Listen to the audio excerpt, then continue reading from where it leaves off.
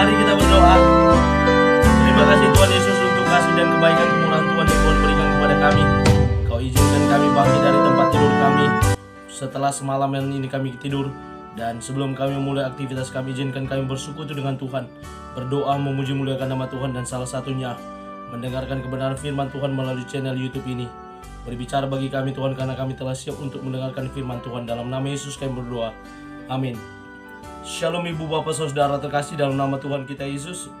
Semangat pagi, bertemu kembali di channel Yonando Putar-Putar dalam khotbah 5 menit aja toko 5 untuk renungan harian.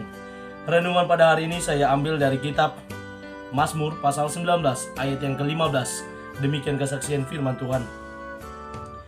Mudah-mudahan engkau berkenan akan ucapan mulutku dan renungan hatiku, ya Tuhan, gunung batuku dan penebusku. Kiranya Tuhan berkenan akan lisan kita. Ibu bapak saudara terkasih dalam nama Tuhan kita Yesus, mungkin kita pernah mendengar ungkapan yang disampaikan oleh orang-orang pintar, yakni yang pertama, orang yang berpikiran luas pasti akan suka membicarakan tentang ide, gagasan. Lalu orang yang berpikiran rata-rata akan suka membicarakan tentang peristiwa. Dan orang yang berpikiran kerdil, sempit, maka dia akan suka membicarakan orang lain. Itulah beberapa ide atau hal yang sering diungkapkan orang terkait cara berpikir orang lain.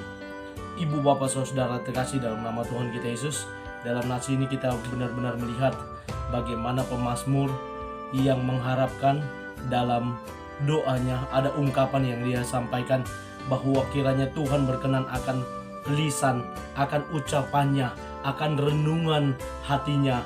Karena apa? Orang akan tampak dia bagaimana, cara berpikirnya bagaimana, melalui apa yang dibicarakan, melalui apa yang direnungkan dalam hatinya. Setiap perkataan kita, setiap ungkapan yang keluar dari mulut kita pasti sudah disinkronkan dengan apa yang ada di hati kita. Berbeda mungkin dengan orang yang asalnya rocos, asalnya letuk, ceplas-ceplos. Mungkin dia tidak akan berpikir dengan apa yang disampaikan, tapi paling tidak apa yang diungkapkannya itu bagian dari itulah jati diri dan karakteristik dia sebagai orang yang berbicara tersebut. Dan inilah yang kiranya boleh mengingatkan kita pada pagi hari ini. Sebagai anak-anak Tuhan, kita boleh belajar untuk menjaga lisan kita, agar lisan kita, ucapan kita, ungkapan hati kita yang kita sampaikan kepada orang lain kiranya juga boleh berkenan di hadapan Tuhan. Kita yang berkata, Tuhan, aku percaya kepada Engkau, aku memuji memuliakan Engkau melalui mulutku, bahkan aku membicarakan hal-hal yang baik tentang Tuhan. Tetapi di sisi yang lain kita juga mengungkapkan hal yang tidak baik dan tidak benar. Ini yang diingatkan oleh pemazmur kepada kita, agar kita juga boleh kiranya menjaga ungkapan kita. Ini doa dan harapan yang disampaikan oleh pemazmur, bahwa dia berkata, mudah-mudahan Engkau Tuhan berkenan akan ucapan mulutku dan renungan hatiku, ya Tuhan, gunung batuku dan penebusku. Pemazmur menyadari kepada siapa dia beriman, kepada siapa dia berdoa, dan kepada siapa ungkapan hati dan mulut dan renungan hatinya itu dia sampaikan, yakni kepada Tuhan penebusnya, gunung batu perlindungannya. Kita tahu gunung batu adalah tempat perlindungan, tempat persembunyian agar kita merasa aman dan nyaman. Penebus adalah bagian dari orang yang telah menyelamatkan kita dari sesuatu yang mungkin membuat kita patut untuk ditebus dan diselamatkan.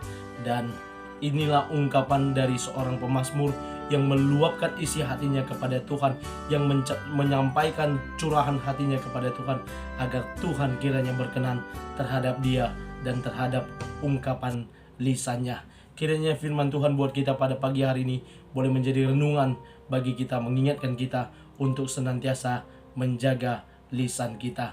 Saat ini kita juga perlu menjaga tangan kita dari media sosial yang kadang ada ungkapan mulutmu harimaumu, tapi sekarang jarimu adalah harimaumu yang bisa menjebak kita ke sesuatu yang membuat kita tersandung.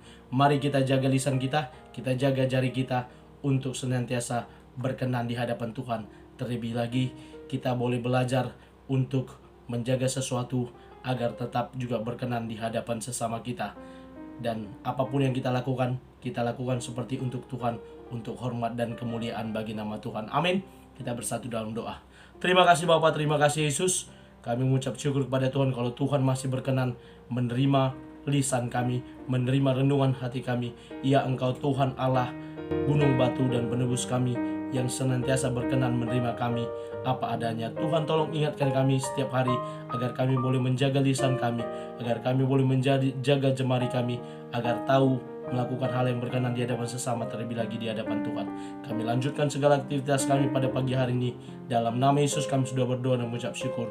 Amin. Selamat beraktivitas. Tuhan Yesus memberkati. Shalom.